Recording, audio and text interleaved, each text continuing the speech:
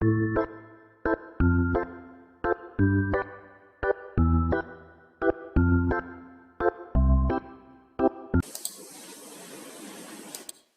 students, so I am making this lecture video on Dirac delta potential as one of my students said that there was some technical problem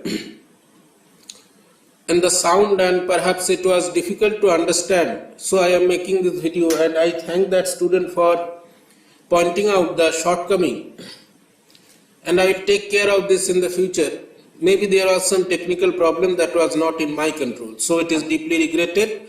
So let us start our discussion. So in this lecture we have discussed the Dirac delta potential, and I should write here already potential well in quantum mechanics. And to study this we need some preliminaries. Preliminaries means some basic knowledge, some basic ideas regarding the wave functions, their properties, and several aspects that are associated with the wave function. So among different types of potential that we will study in the time independent Schrodinger equation, like the potential step, potential infinite, potential well, free particle, potential barrier, Dirac delta potential has a special significance. We will see further in the lecture why it is so significant. What is the reason behind this potential that it is so important? So let us start with revision of some preliminaries. Till now, whatever we have studied in the quantum mechanics lectures, we have come across two types of wave functions. One that are normalizable and other that are non-normalizable. Normalizable wave function means you integrate minus infinity to plus infinity. Mod of psi x square dx, it is 1, and this one is not 1, rather this integral diverges. This integral diverges, so it is not normalizable. This means that within the region of interest there is the particle will be found somewhere, and we add all the probabilities and we get the sum of probabilities equal to 1. In this case, the particle has a probability of being found at infinity. This probability of being found at infinity is of special significance when we discuss the Dirac delta potential. We have studied that as x tends to infinity, psi x tends to 0. But here it is not so in the Dirac delta potential. So let us start our discussion of the Dirac delta potential, and I have written here for your convenience what are normalizable wave functions. And you know that, I hope you have understood from the previous lectures, what is a normalizable wave function. That in the restricted region of space or within some boundary, there are quantized energy levels specified by some index n. The situation is found in the case of a particle in infinite potential well. I have just uploaded the lecture video, and you see there that E, energy of the particle, it is proportional to n square, and this is the quantization. I have also written here the equation, full equation for infinite well.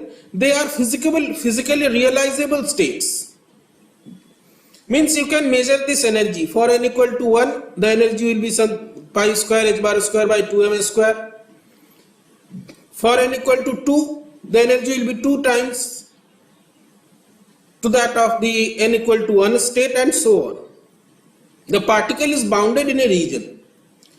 The boundary condition or boundaries, they are of special significance as they give rise to discrete or quantized energies. Bounded system, they always have energy in quantized form. You must have studied the Bohr model of atom. Bohr model, the lecture video is in the modern physics playlist. You can watch that, or you have, I am sure that you have studied this, that as long as the electron is bound to the electron, bound to the nucleus, the energies are in quantized state. They are specified by a index n, and when the electron is removed from the nucleus, from the atom. When the atom is ionized, the electron has continuum energy. The discreteness or quantization is not followed for free electron. Same is the case with free particle. You can watch that lecture video. Non-normalizable wave functions, they are labeled by the continuous variable k, which is related to the wavelength or the wave number. K is specifically the wave number. K is equal to 2 pi by lambda. And what we get in the case of free particles, we get something indexed by k. You can watch the video for the free particle. There you will see that the equation, that the wave function is in the form of k. The different values of k denote the different states. So they are physically not realizable states. Now these two wave functions, normalizable and non-normalizable, they have some similarities and some difference. Similar is that they are linear, they are expressed as linear combinations. Both of them follow the linearity condition, that the wave function can be expressed as a sum of eigenfunction psi xt is summation n equal to 1 to infinity cn psi nx. This is for normalizable.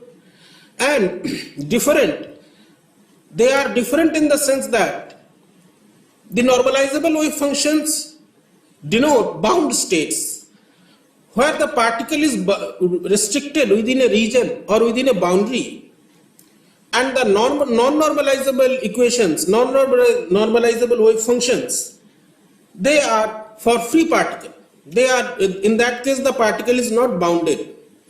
The non-normalizable solutions are represented by integration over k, and this is the example that you have studied in the free particle case. Now, what happens? Let us study the classical picture first. Classical picture means we are not considering the quantum mechanical aspects. H bar is not there. So we have a potential Vx and a particle with some energy E, which is less than the potential is inside that region. Now what happens? This is similar to a situation that there is a deep well or there is a ditch and a particle is inside the ditch. Its energy is not enough. Its energy is less than the potential height. So classically it cannot come out of this area. It cannot jump out of this ditch or this well or this valley, whatever you say. So what will happen? It will start from here. It will go to this point and then again come back to this point. These are called the turning points in classical physics. Classical turning points. You can use the word classical turning points. Here the kinetic energy again changes into potential energy. Sorry, the potential energy changes into kinetic energy and it goes back to the well again. It cannot come out. In this classical picture, what will happen? The particle will be trapped in the region and it can never get out of that region. This is similar to a pendulum, where the bob is oscillating between these two extremes that we call the amplitude of oscillation. The bob is restricted to oscillate between these 2 points, from here to here, then back to mean position, and then again to this position, and then again to the mean position. It cannot go out of this range. The range is fixed. You have a bowl that in common language we call katora, and you have a marble here and it is oscillating. These types of problems are solved in classical mechanics. It is oscillating inside this ball. Simple harmonic motion is there. There are many problems that are related to this. So this is the classical situation. So in this classical situation, it can be more better realized by this small animation, where a person is trapped inside a region. His energy E is less than the height of this wall, and he goes on continuing running forever, but he cannot cross this barrier. So the particle is in a bound state and the particle is not able to cross that potential barrier or that energy. In the quantum mechanical situation, what happens, even if the particle has less energy than the potential height, there is a probability that the particle will come out by tunneling. The person, he breaks a hole over here and gets out of this region. This is the quantum mechanical situation. Now, if the particle has energy greater than V0 or greater than the potential, then it is not bounded in that region, and it is similar to the situation that this person is running, climbing this potential hill and then going to the other side. He is coming from infinity, he is running, he has kinetic energy enough to cross this hill, and he is crossing this hill and going to the other side. This is the situation. So he will escape to the next, to the other side, to infinity. This situation, when the particle is not bounded, this is called the scattering state, and when the particle has less energy than the potential well, it is called the bound state. In the quantum mechanical situation, this is condition that if the particle has less energy than the bound state, the particle can leak or tunnel out. We will see the examples later on. So in a nutshell, you can say when the kinetic energy is negative, it is a bound state. I have told you many times before. And when the kinetic energy is greater than zero, it is a scattering state or a free state. You cannot get quantized energies here, you have quantized energies here. Now this Dirac delta potential, it is Dirac delta function is something like this. This is the midpoint, x equal to 0. This is x negative, this is x positive. Here the potential is 0, here the potential is 0. At x equal to 0, the potential suddenly rises to an infinite value. So graphically, mathematically, it is this function is represented by a spike. Spike means a sharp point, spear. At the origin, it takes the form of a spear or a very sharp point. Suddenly it is rising to infinity. So mathematical expression is such. This is the Dirac delta function. Del x is 0 if x is not equal to 0, and if x is equal to 0, it is equal to infinity. So that if you integrate it throughout the region, it will be 1. So our potential is of the form minus alpha del x. This is the Dirac delta potential. Dirac delta potential well. Delta potential well. It is a potential well because you have minus sign here, and alpha shows the strength of the potential. Alpha shows the strength of the potential. Now let me tell you something more, some more points about this. Let me write it here. Alpha shows the strength of the potential, how strong it is, strength of the potential. Minus sign shows well. It is a potential well. It is in the negative x-axis. So it is minus or bound state. We will see what the bound state is. This is the condition here. The potential is such that it is 0 at x not equal to 0, and suddenly it rises to infinity. Now what is the significance? This is the most important thing. This is because this is the only case where the potential is not finite. In case of free particle, what you observe, that the potential is 0. In case of infinite square wave, the potential inside the box, it is, in that case, particle in a box, it is 0. Potential barrier, there is a finite height or finite strength. This is the only case where the potential becomes infinity. So we have to check the conditions of well-behaved wave functions. We have studied well-behaved wave functions. What are well-behaved wave functions? Well-behaved wave functions. We have to check these conditions. Now, properties I have told you, the mathematical properties are such that if there is del x minus a, it is a spike of area unity at x equal to a. So what this potential is doing, or you can physically realize the situation that the potential as if it is zero everywhere, and all of a sudden it at x equal to a, it is picking up the value, non-zero value from x equal to a. It is picking up the non-zero value at x equal to a. And if you integrate this fx del x minus a, it will be equal to the value of the function at x equal to a. Now let us discuss the Dirac delta potential in terms of Schrodinger equation.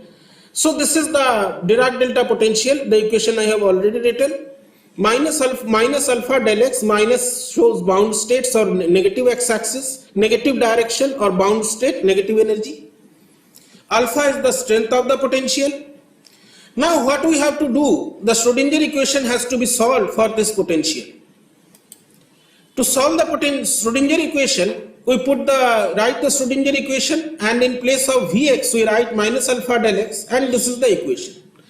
Now you have to take care in this situation that before going to the solution, we have to take care of two situations that describe two physical conditions.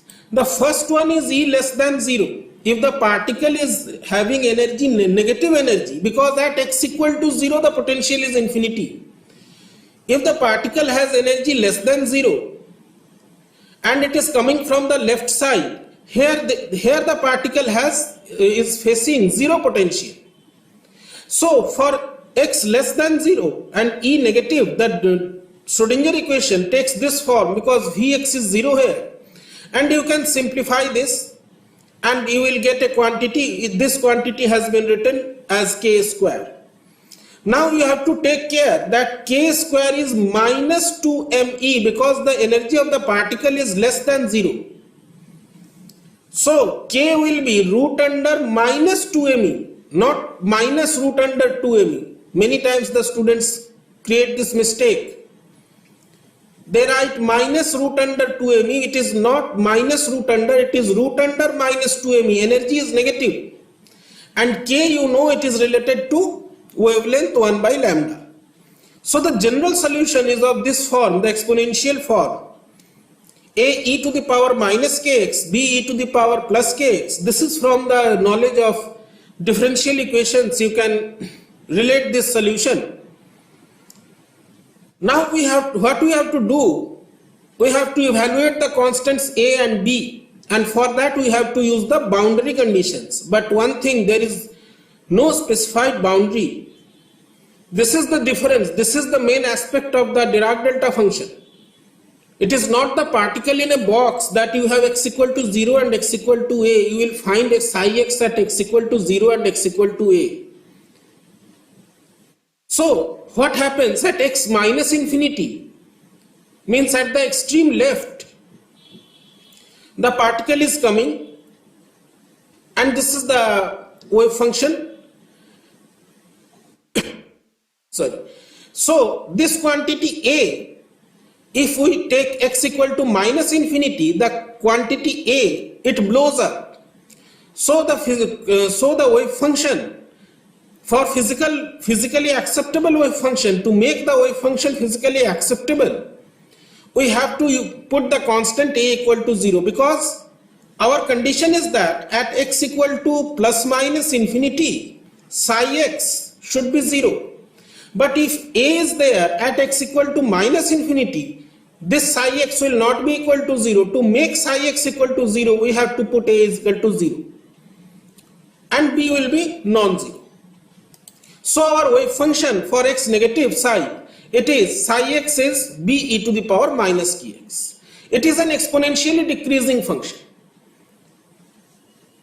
I am making the diagram, rough diagram here. This is the potential, and it is something like this.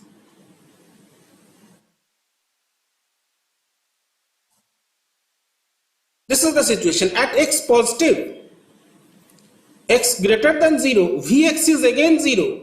E is less than Vx, and in this case the solution is of this type. By similar formalism we can find the solution.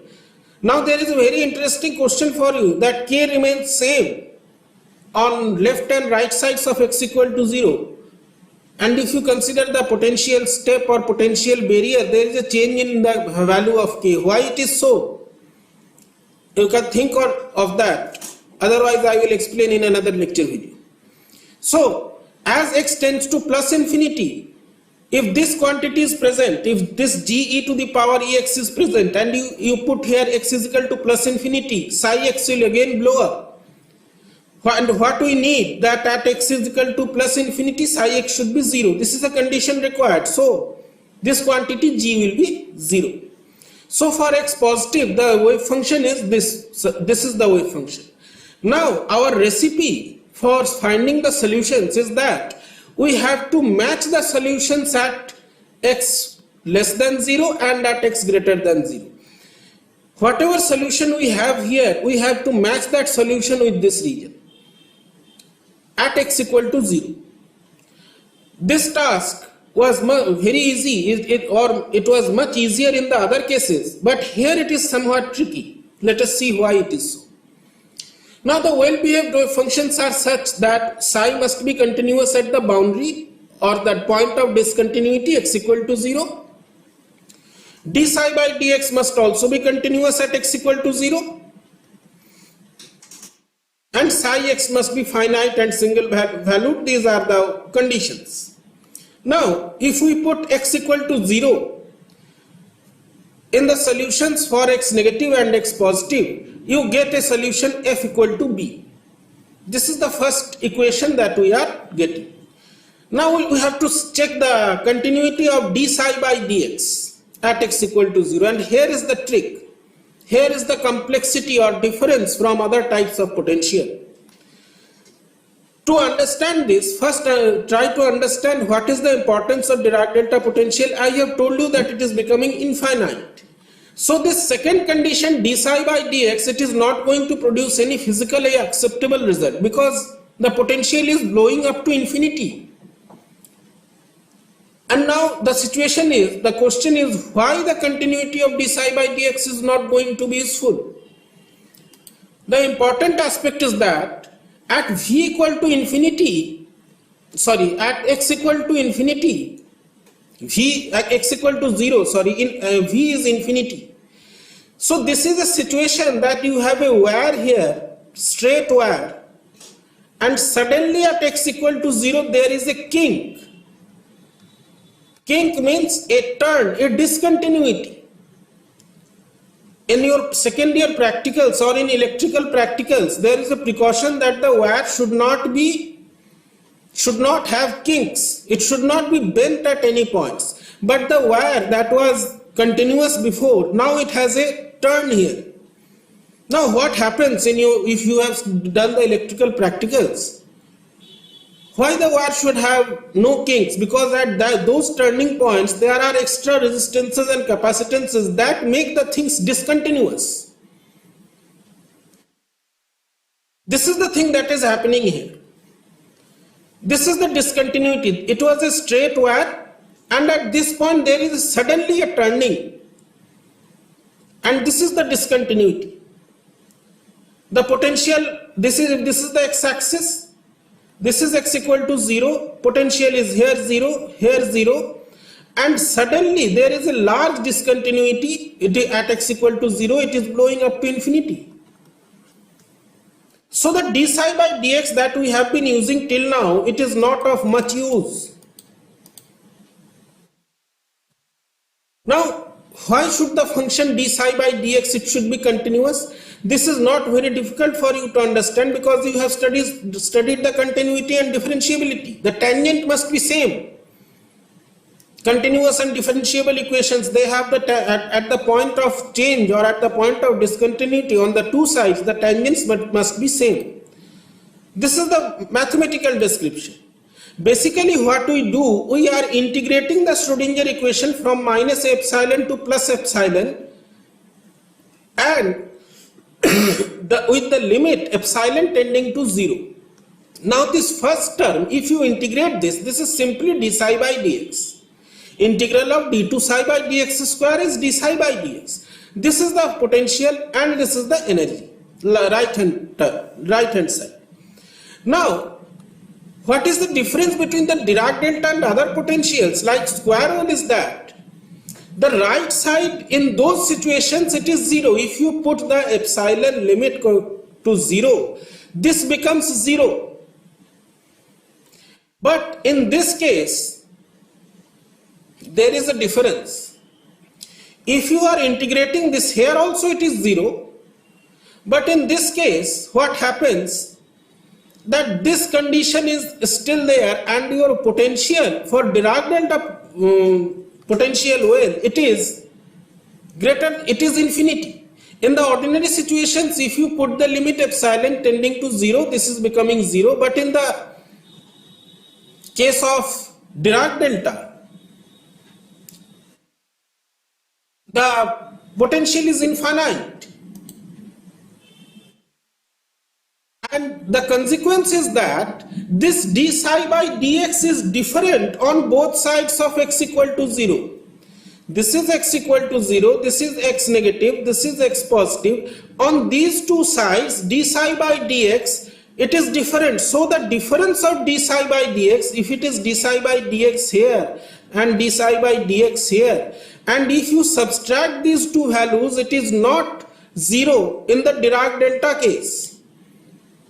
This is the situation. This is in the Dirac delta case, it is not equal to 0. So h bar is minus h bar square by 2m, change in d psi by dx, change in d psi by dx is equal to minus alpha del x.